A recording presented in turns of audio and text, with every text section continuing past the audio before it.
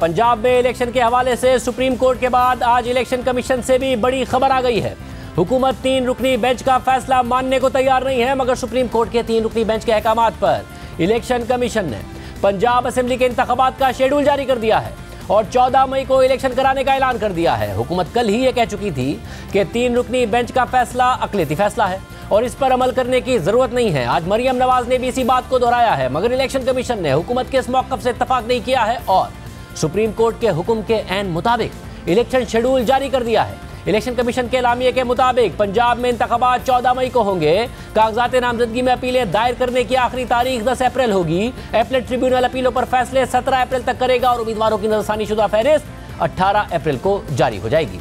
कागजात नामजदगी वापस लेने की आखिरी तारीख 19 अप्रैल होगी और उम्मीदवारों को इंतखाबी निशानात 20 अप्रैल को जारी कर दिए जाएंगे। गुज़िश्ता रोज सुप्रीम कोर्ट ने पंजाब असेंबली के इंतखाबात 14 मई को कराने का हुक्म दिया था और इंतखाबी शेड्यूल भी खुद ही जारी कर दिया था और उसी के मुताबिक इलेक्शन कमीशन का एलामिया आ गया है। अब हुकूमत का पहला इम्तिहान अब से 5 दिन बाद 10 अप्रैल को होगा, क्योंकि सुप्रीम कोर्ट के 3 रुकनी बेंच के फैसले के मुताबिक 10 अप्रैल तक वफाकी हुकूमत को 21 अरब रुपए इलेक्शन कमीशन को फराहम करने हैं और इलेक्शन कमीशन को 11 अप्रैल को सुप्रीम कोर्ट में रिपोर्ट जमा करा के बताना है कि उसे हुकूमत ने 21 अरब रुपए दिए हैं या नहीं दिए हैं, और अगर पैसे दे दिए हैं तो पूरे दिए हैं या फिर किस्त में दिए हैं। और फंड्स ना मिलने की सूरत में सुप्रीम कोर्ट हुकूमत को हिदायत जारी कर सकती है, यानी 5 दिन बाद फैसला ना मानने की सूरत में हुकूमत को कार्रवाई का सामना करना पड़ सकता है, सुप्रीम कोर्ट के अहकामात का सामना करना पड़ सकता है। सुप्रीम कोर्ट के फैसले के बाद कल ही वफाकी काबीना का इजलास हुआ था, जिसमें ज़राए के मुताबिक सुप्रीम कोर्ट का फैसला मुस्तरद कर दिया गया था, जिसके बाद आज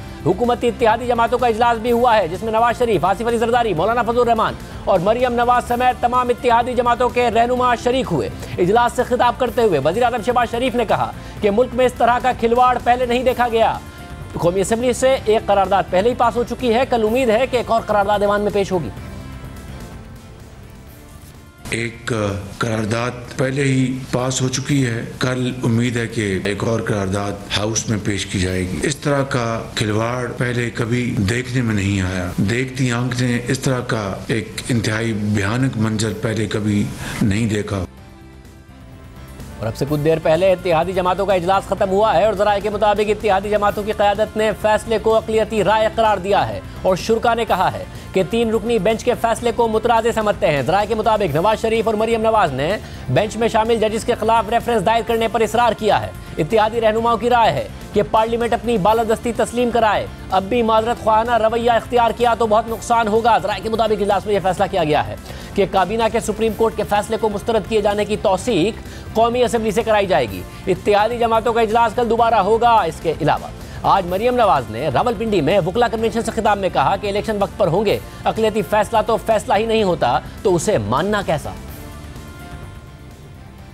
जो फैसला सुप्रीम कोर्ट के जजेस की अक्सरियत नहीं मान रही, हमें कह रहे हैं कि वो फैसला मानो। वो जजेस जिन्होंने फैसले पे इतराज किया था या जिन्होंने बेंच इतराज किया था कानूनी नुकात के ऊपर, उनको आपने बेंच से बाहर बिठा दिया और वही हम नवार हम ख्याल जजेस को अपने बेंच में डाल लिया। जजेस ने जब आप पे फैसला छोड़ा तो आपने ये फैसला किया। अगर ये बात होगी तो उस फैसले से होगी जिसमें आपने आइन को रीराइट किया। इमरान खान को 25 अरकान देने के लिए आपने आइन को, कॉन्स्टिट्यूशन को रीराइट कर दिया। उसको पंजाब की हुकूमत प्लेटर में रख के दी कि लो बेटा तोड़ दो, क्योंकि वो एक टाइमलाइन बनाई हुई है ना कि तब तक इंतखाबात होने जब तक ऊपर सहूलतकार बैठे। इलेक्शन कमीशन का भी रोल आपने ले लिया, डिफेंस मिनिस्ट्री का भी रोल आपने ले लिया, हुकूमत का रोल भी आपने ले लिया, पार्लियामेंट का रोल भी आपने ले लिया, प्राइम मिनिस्टर का रोल भी आपने ले लिया, फाइनेंस मिनिस्ट्री का रोल भी आपने ले लिया। तो अगर आपने सियासत करनी है तो फिर पार्लियामेंट जो है वो कानूनी फैसले पार्लियामेंट कर लेती। जिस असद उमर से तजावीज सुप्रीम कोर्ट ले रहा था, उस असद उमर को, उस फाइनेंस मिनिस्टर को उसकी अपनी जमात ने उठा के बाहर फेंक दिया था और ये फिक्स मैच था। असद उमर वहां बैठे थे, उनको कहा गया असद उमर साहब आप आए।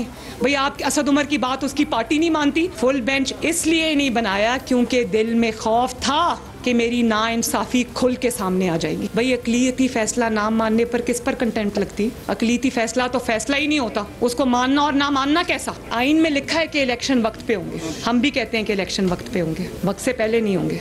जो आइन का इतलाक पंजाब पे होता है, उसी आइन का इतलाक खैबर पख्तूनख्वा के इलेक्शंस में क्यों नहीं होता? क्या समझे कौम कि सारा झगड़ा ही पंजाब का है? पीपल्स पार्टी भी सब में नून लीग के साथ खड़ी नजर आ रही है। पीपल्स पार्टी के चेयरमैन बिलावल भुट्टो जरदारी ने कहा है कि इदारे में चंद अफराद जिद पर उतर आए हैं, सियासत कर रहे हैं। अगर सियासत करनी है तो तैयारी पकड़े, हम मुकाबला करेंगे। आज भी उसी डॉक्ट्रिन के चाहने वाले हर इदारे में मौजूद है, और जब हम न्यूट्रल खेल रहे थे वो अपना खान के लिए साजिशें पका रहे हैं। जब दूसरे इदारे में कुछ चंद शख्स जिद पे उतर आए हैं कि उन्होंने सियासत खेलना है, फिर अगर सियासत खेलना है फिर सियासत करने के लिए तैयारी पकड़ो। हम भी जानते हैं कि कैसे सियासत किया जाता है। ये जो इदारे हैं ये कठपुतली रहे हैं, ये बुज़दिल रहे हैं, ये ताकतवर आमरों को जवाब देने के लिए तैयार नहीं होते।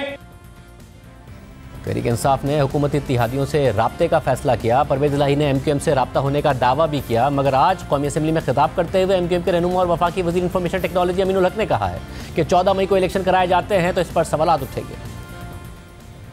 फैसले में साफ नजर आ रहा था कि तराजू के पल्ले बराबर नहीं है। किसी लाडले को सपोर्ट करने की बात की जा रही थी। जब आप 90 डेज इलेक्शन की बात करते हैं पंजाब के लिए तो वाई नॉट द KPK।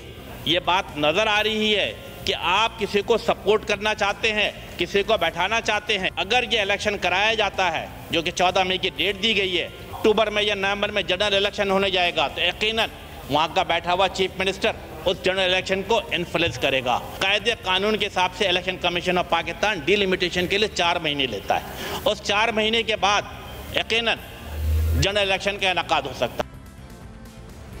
जबकि इमरान खान ने अदालती फैसले को खुशामदीद कहते हुए कहा है कि अगर इस्टेब्लिशमेंट से मैंने कहा कि मुल्क चलाने का रोड मैप बता दें तो मैं अक्टूबर तक इंतजार कर लूँगा।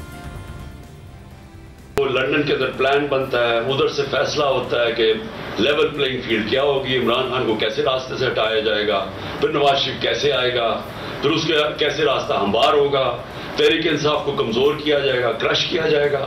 फिर वो जब सारा तैयार हो जाएगा और इनका ख्याल है कि अक्टूबर तक सब कुछ तैयार हो जाएगा और फिर इलेक्शन करवाए। इसमें पाकिस्तान का कुछ नहीं है, हमारे मुल्क का कोई लेना देना नहीं है इस लंदन प्लान में। मैंने तो जलसे में भी कहा मीनार पाकिस्तान में। आप मुझे ये बता दें कि पाकिस्तान का इसमें इलेक्शंस डिले करने में कोई फायदा है? आपके पास कोई रोड मैप है? मैंने एस्टेब्लिशमेंट से भी कहा, मुझे ये बता दें आपके पास कोई मुल्क के लिए रोड मैप है कि जो मुल्क दलदल में फंसे जा रहा है, जो हम हर रोज नीचे गिरते जा रहे हैं, जो माशी हालात बिगड़ते जा रहे हैं, कोई आपके पास रास्ता इससे निकालने के लिए मुझे बता दे। मैं आपके साथ अक्टूबर तक ही इंतजार करूंगा इलेक्शन। तहरीक इंसाफ के रहनुमा फवाद चौधरी ने कहा है कि काबीना की जानिब से सुप्रीम कोर्ट का फैसला ना मानने का एलामिया आइन से बगावत है। वुज़रा ने इज़हार ताल्लुक ही नहीं किया तो रेफरेंस दायर कर दिया जाएगा। इसके अलावा पंजाब में 14 मई को इलेक्शन करने के सुप्रीम कोर्ट के फैसले के बाद तहरीक इंसाफ ने खैबर पख्तूनख्वा में भी इलेक्शन के इनेकाद के लिए सुप्रीम कोर्ट में रिट दायर करने का फैसला किया है।